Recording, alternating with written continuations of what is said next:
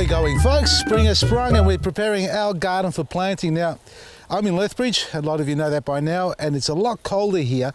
Last night, for example, it got to -1 again. Today we're hitting 16 degrees. It's got a balmy sort of bite in the sun, and I've been out here pulling out the weeds, getting it ready, but we aren't going to be ready for planting. Well, my garden's not going to be ready weather-wise for spring. So, point taken for everybody when you're checking out your microclimate in your garden, depending where you live. Some places will be warmer than others, and that will be an indicator for you whether you can plant now or wait at least 2 or 3 weeks before you start planting your spring range.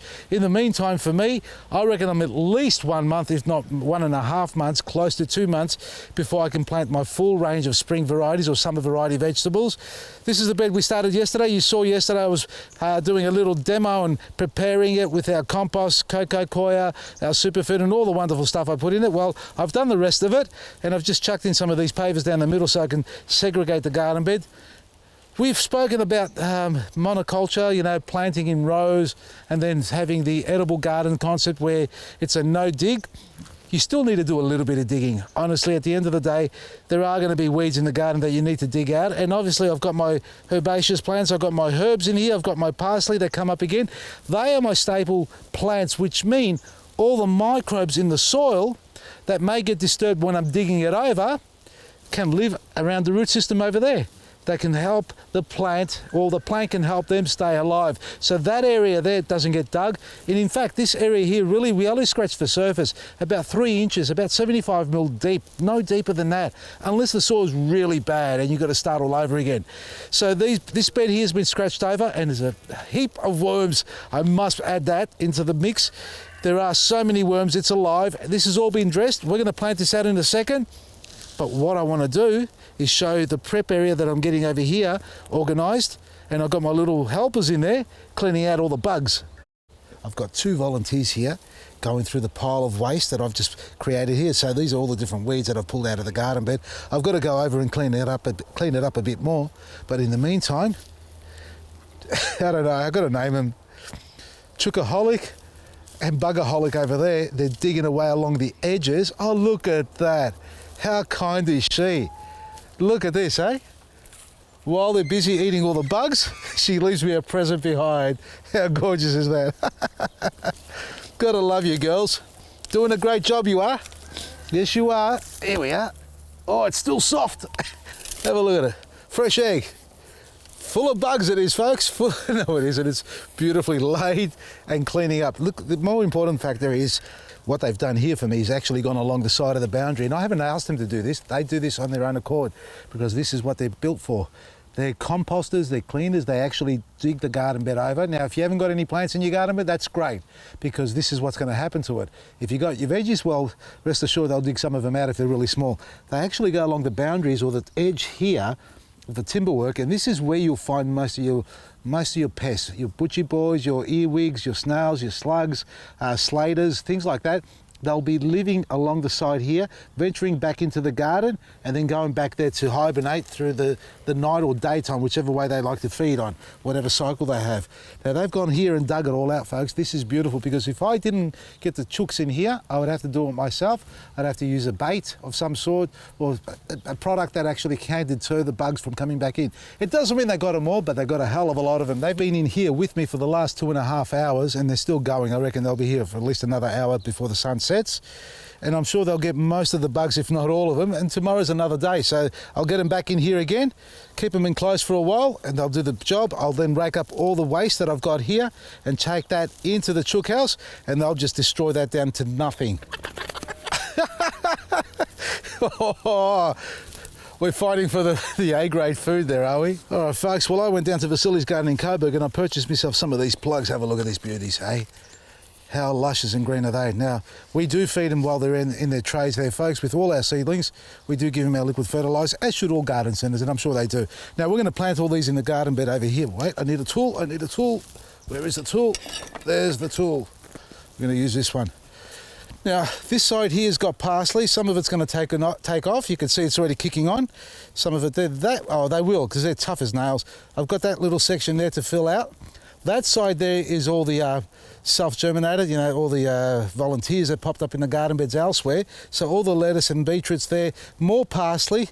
Now, in the past, This parsley's grown to about 1 metre high and 1 metre round. Sure, there's 4 or 5 plants really close together, but that's still a big area. So when you do plant your seedlings, if you're not going to harvest regularly, don't plant them so close because they're going to get big, depending on the variety, obviously. Spring onions closer, lettuce about 20 centimetres apart, and we move on from there. So 20, 30 centimetres for the leafy ones.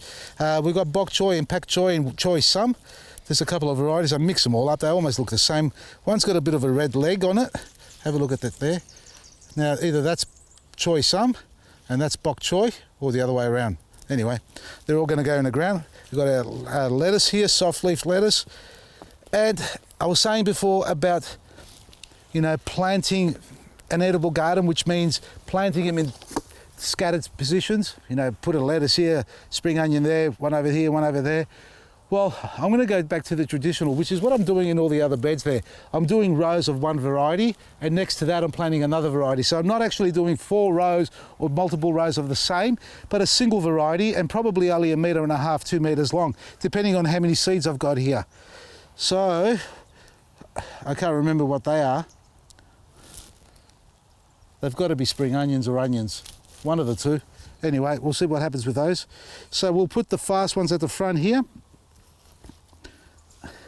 Before you plant, position them, because you'll end up digging them up twice if you don't get the spacing right. So about 20 centimetres apart, that's where they're going to go, like that. I've just positioned them all, folks. What I've got there is a red and green oak, leaf lettuce. I've put some celery here, 2 celeries, which look like parsley, which will complete this section. There's a parsley growing just there. So we've got a little band of parsley going here and a couple of celery. Now to the left of that, I've got 4 kale plants, and there's obviously going to be more parsley on that side there. Opposite that is my red lettuce and some beetroot, and down the end of that I might actually put something else on the edge of that. But on this side here I've got spring onions and obviously lettuce on that side, and silver beet in the middle. Now we've got silver beet everywhere. Look, there's a row of silver beet here, folks. That's last year's one. It's coming up again. That needs a feed so we can just multiply. And that bed's not ready yet. I've got to compost that and dig out the other one, and that's where these ones are going to go, folks. So these I'm going to put aside because I can't fit any more in there. But what I've done in the meantime is I've actually separated the plugs. And you remember what they look like? They're plugs, right? There were 4 spring onion plugs here. And I've used the water, so soak in the root system of the plugs like that and pull them apart. And that's the best way to separate your seedlings, whether you're growing or buying plugs or just punnets of seedlings, or even your own. If you let them grow for too long and they've actually tangled up in the roots, don't keep them out of the ground in the air and pull them apart, because you can feel the tearing going on, and that just sets them back a little bit. Sometimes you lose a couple. Most times they do okay, but you don't want to have that backward growth happening. So put them under water, and that's the easiest way to separate them. That's what I've done here. Now, I'm still going to bunch them up, but not in bunches of 10 and 20, only 2 or 3 at a time. So these, or maybe more than that because it's tiny. So we're going to put these across here. We'll see how we go. I'm going to go by eye here at the moment, folks. I'm not going to count them exactly. Just see how they feel. A little clump there, another one here, folks. Now, if there's only one thing you can only grow in your garden and you're not sure what to grow, it's got to be spring onions. Well, lettuce as well. They're both an easy plant to grow, but at least the spring onions don't get eaten by birds or pests in the garden that easily. So plant some spring onions, a clump of spring onions. Even buy the ones from the supermarket if you don't want to go to the garden centre. Look, I don't recommend it, but because I know what they do to them, and I've told you the story about spring onions, how they dip them to kill off all the nutrient density and the microbes on them, the life, the enzymes that exist on them. So grow some spring onions, cut the bottoms off, stick them in the ground, and they'll come up again year after year. You'll have them for 2 or 3 years. Let one go to seed on top. It creates a little pom-pom on top. And when it opens up, it drops thousands of seeds. One plant, I'll quickly show you. For those who haven't seen it, come over here. One plant, folks. It's still early. The head's still developing, way too small. It's going to get twice, if not 3 times that size. And when it's ready to crack open and drop its seeds, it's got the little black round pebbles, or seeds they are, and they'll fall down. And now I've got all these red leg ones. They've got a red stem on them.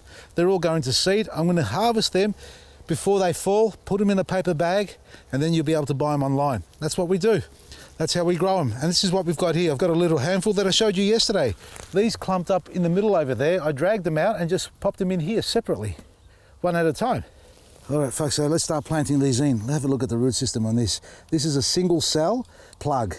This little plant here that's grown in its own little cell, it's called a planter plug or plug and plant, whichever way you want to say it. It's a tongue twister for me, folks, but it's a great way to plant a plug because you're going to get a faster, better, healthier plant growth out of one of these. And especially at the end of winter or early spring as we are now, if you've got a last minute ditch to get some more leafy greens in there, these will grow fast enough so that you can harvest out of the ground and in time to get your spring summer rains like your tomatoes and cucumbers and so on. These are only available at the Garden Centre at Coburg, Vasily's Garden at Coburg. And look, at the end of the day, you should be bringing down your little recycled punnet seedlings that you have there. But if you haven't got one of those, the team down there will give you a little cardboard seedling box that you can take your little seedlings. Simply go out there and select one seedling if you want, like this, a bok choy, a lettuce, a spring onion, a silver beet, a tomato, and so on, and then go home and plant. So you don't have to walk away with 100 of the same variety. 1, 2, or 10 is what your options are there. Vasily's Garden at Coburg. And what I'm going to do now is plant my plugs. So the question comes to mind, is Vasily going to mulch? Isn't he going to mulch? What sort of mulch is he going to use? When's he going to put it down? I don't know. I look at the weather, and at the moment, the way it is, it's still cold, like I said, and I'm not putting in my spring summer range. I'm putting my leafy greens, and these really don't need to be mulched, and it's still pretty cool, and we're still going to get more rain. So we've got rain forecast for the next 3-4 days coming up. That's why I'm getting this in as fast as I can. So when I do finish with this, yes, as the weather warms up and it becomes consistently warmer, I am going to apply my mulch before I plant my summer range in there. Depends where you live, really. It depends on your soil too. I've got my cocoa pith in here and it's keeping it nice and moist and aerated at the same time. And at the end of the day, just a little bit of extra water if it gets to be a little bit warm one day out of the 7 days in the week that we have, because it's not common that we get a hot day yet. At the moment, the 7, 14, 21 day forecast, it's all around 15 to 19 degrees, if that, and there's a few 13 and 12s with lots of rain coming through. So mulching at this stage of the year, not a big, major, important factor, but definitely as the weather warms up in October. And some Eco Butch and Liquid Gold to water in. And they're gonna love you. All you gotta do after that is sit back and watch the magic happen, folks. You don't have to do a big deep trench, because the next time you water them, actually about 10 litres. This is 10 litres, this watering can, and this is about 2 square metres here. That's plenty though. You can see how it's soaking in straight away. That's what you want it to do. Oh, we might get a bit more. No, we're going to have to top it up. So get your seedlings in, folks. Get another batch of lettuce and different greens if you like, just before spring really kicks in. And always remember to use a good liquid fertiliser. My recommendation is Eco Butch and Liquid Gold, and they're going to love you for it. Check it all out. Vasily'sGarden.com. Double deals are on still, and get a double reward points with everything you shop online. From me, Vasily, Baresi.